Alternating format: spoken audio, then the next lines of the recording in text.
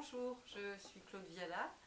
Donc, je suis la metteur en scène du spectacle Vincent Van Gogh, Lettre à Théo, que vous allez venir voir le vendredi 28 mars au théâtre de Luxembourg. Et donc, je vais vous donner quelques clés sur, à la fois sur Vincent Van Gogh, dont vous avez très certainement déjà entendu parler, et également sur pourquoi mettre en scène quelques-unes de ses lettres et comment. Voilà, donc vous savez sans doute donc Vincent était peintre, un peintre incroyable qui a peint des tableaux extraordinairement vibrants de couleurs. Mais peut-être ce que vous savez moins, c'est qu'il a écrit plus de 600 lettres. Il y a une correspondance incroyable qu'il a essentiellement adressée à son frère Théo. La valeur de ces lettres, la valeur littéraire de ces lettres est incontestable. D'ailleurs, on sait peu que Vincent se destinait aussi à une carrière d'auteur. Il a écrit, vous l'entendrez d'ailleurs, il a écrit à son frère que bon, s'il ne réussissait pas comme peintre, il deviendrait auteur. Voilà. Ce qu'il faut savoir aussi, c'est que il était complètement au fait de tout ce qui sortait en matière de littérature à son époque et il a quasiment tout lu. Et de quoi parle-t-il dans ses lettres? Il parle de sa vie de tous les jours.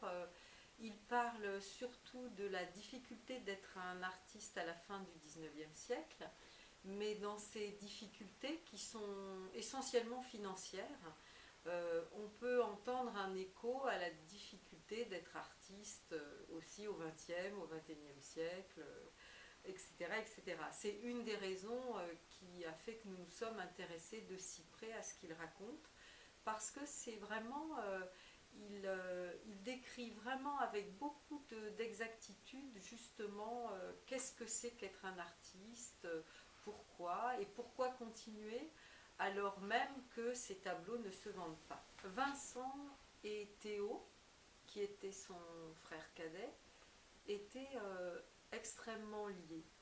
Théo était devenu marchand de tableaux et donc s'occupait de tenter d'exposer, de vendre les œuvres de son frère.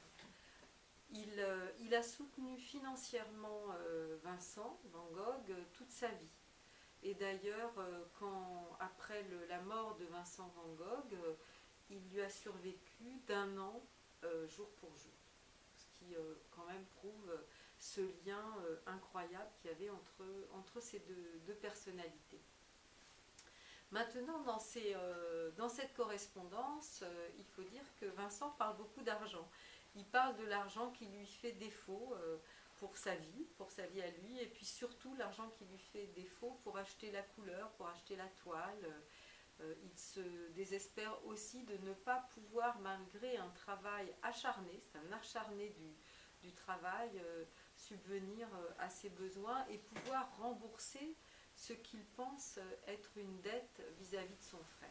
Donc nous avons choisi parmi ces 600 lettres une vingtaine de lettres parmi celles que Vincent a écrites à son frère de février 1888, qui est la date à laquelle il vient s'installer à Arles, en Provence, à juillet 1890, date à laquelle il s'installe à Auvers-sur-Oise et il y meurt d'une balle qu'il se tire lui-même dans l'abdomen, mort qui reste encore aujourd'hui quasiment inexpliquée, mais qui a fait couler beaucoup d'encre. Alors, ce que je me disais, c'est que ce serait intéressant qu'avant le spectacle, vous réfléchissiez à qu'est-ce que vous connaissez de Vincent Van Gogh, de ses tableaux.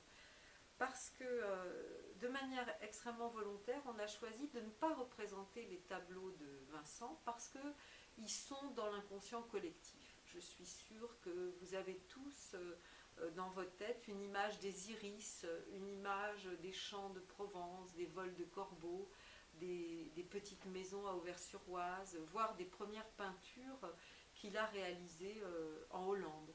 Puisque, j'ai oublié de vous le dire, mais vous le savez peut-être, Vincent Van Gogh est né en Hollande. C'est certain peintre qui est né en Hollande.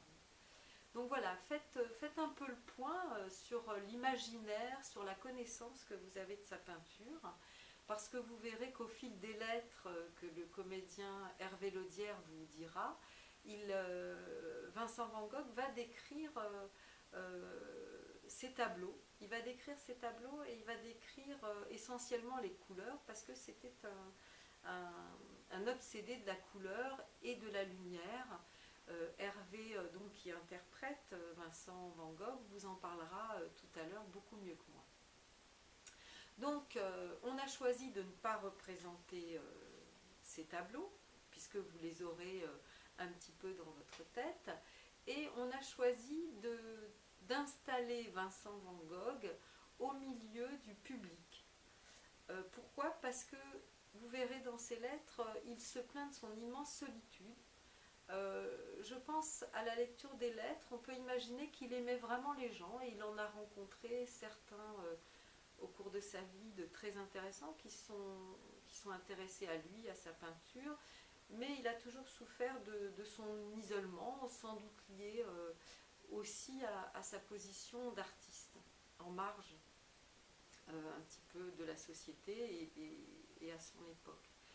Et donc, on a choisi de le remettre au milieu des gens, et c'est pour cette raison que j'ai choisi une disposition qu'on appelle quadrille frontale, c'est-à-dire que le public est installé des quatre côtés du plateau, au milieu duquel va évoluer Hervé Laudière, l'acteur.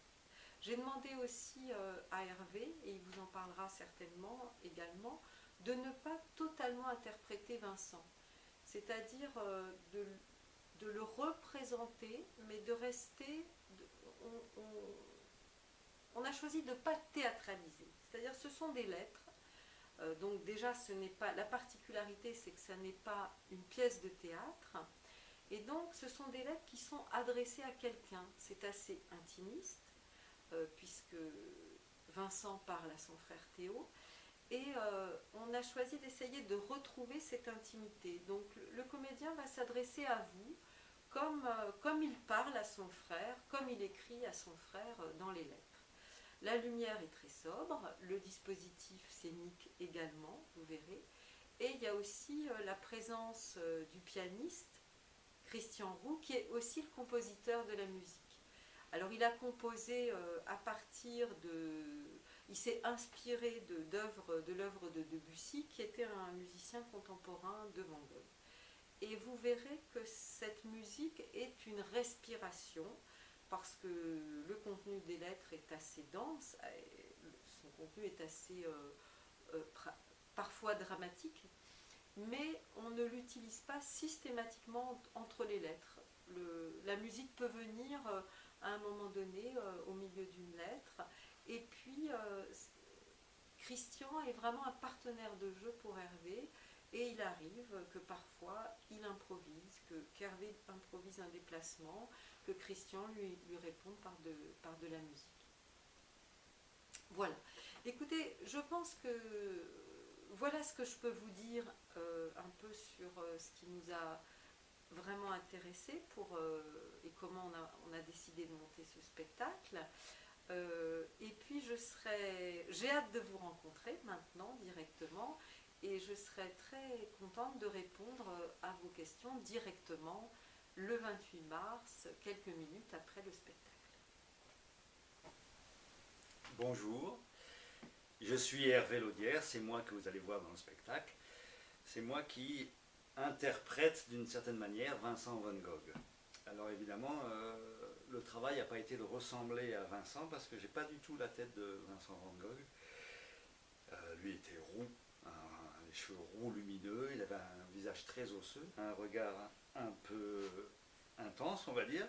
Il y en a qui disent un regard de dingue, mais voilà, il a été tellement habité par cette soif de trouver quelque chose dans la peinture, d'avancer dans cette recherche, qu'effectivement il avait par moments, il pouvait faire un peu peur. Il avait un regard très très très fort, intense. Donc voilà, je lui ressemble pas du tout, mais le pari, il est que qu'on arrive à ce que vous suiviez le cheminement de sa pensée. Voilà. Dans son adresse à son frère, passe plein d'états, de réflexions sur sa condition d'artiste, sur sa difficulté, sur la position de l'artiste en général dans la société, sur son rapport à son frère, sur l'affection qui le lie, sur son rapport à la famille, aux femmes, sur la solitude, etc. Sur aussi, comme c'est un peintre, vraiment jusqu'à l'os, jusqu'au bout des doigts, toute sa vie, il a recherché une lumière qui lui permettrait de trouver certaines couleurs. Donc il est parti de Hollande où la lumière est souvent celle d'hiver, ces tableaux sont sombres, marrons. Arrivé à Paris, il rencontre plein de peintres de son époque et il confronte ses idées. Donc c'est un être qui réfléchit énormément sur ce que doit être la peinture, sur la position du peintre, c'est-à-dire quel type de recherche il doit faire. Et il quitte Paris, et c'est, Claude vous en parlait tout à l'heure, il quitte Paris pour s'installer à Arles, où la lumière est plus forte, plus intense, et donc les couleurs plus vives. Et quand il reviendra sur Paris, ça sera pas n'importe où, c'est pareil, c'est une démarche de peintre, ça sera Auvers-sur-Oise, où la lumière de l'Oise, de l'Ouest, est très particulière, et beaucoup de peintres se sont installés là aussi pour des raisons de lumière. Donc voilà, il est en quête permanente de qualité de lumière. L'adresse, vous verrez, elle est au plus simple.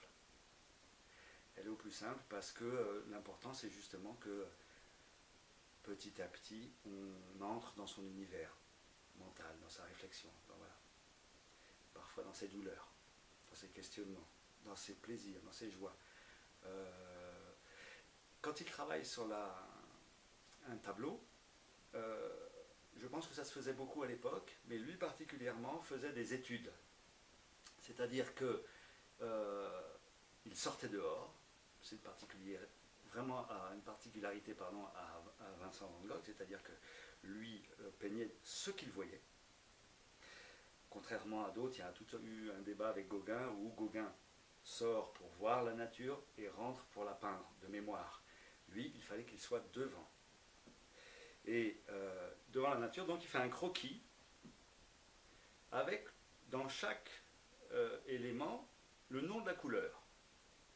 Par exemple les iris, sur chaque pétale il y a le vert qui est d'une qualité particulière qui est nommé, le mauve qui est nommé d'une certaine manière, etc.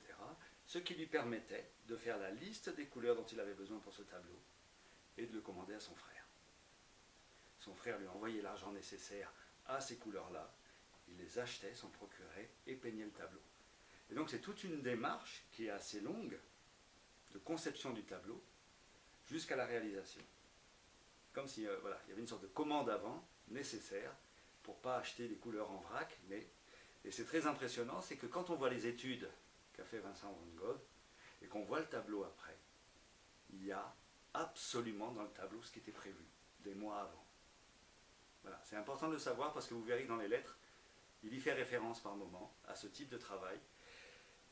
Et voilà, c'est un peu ce processus qui nous a importé que vous suiviez par mon biais. Donc je vous souhaite un bon voyage. On sait que c'est un parcours pas drôle pour Vincent, qui a beaucoup souffert. Il y a énormément de livres qui se sont écrits sur sa vie, sur son être, par exemple sur quel type de maladie. On suppose qu'il était malade, mais laquelle, ça reste encore sujet à débat. Était-il vraiment malade? Était-il fou? Si oui, pourquoi? Sinon, est-ce que c'était simplement la dureté de la société vis-à-vis d'un homme dans une quête comme ça assez absolue? Voilà, il y a plein de questions qui restent ouvertes sur son parcours. C'est un être humain, en tout cas vous le verrez, d'une intelligence extraordinaire et que peut-être avec un peu plus de chance dans la vie, il aurait pu peut-être connaître au moins la réussite ou un peu de bonheur, ce qui n'a pas été le cas. À bientôt.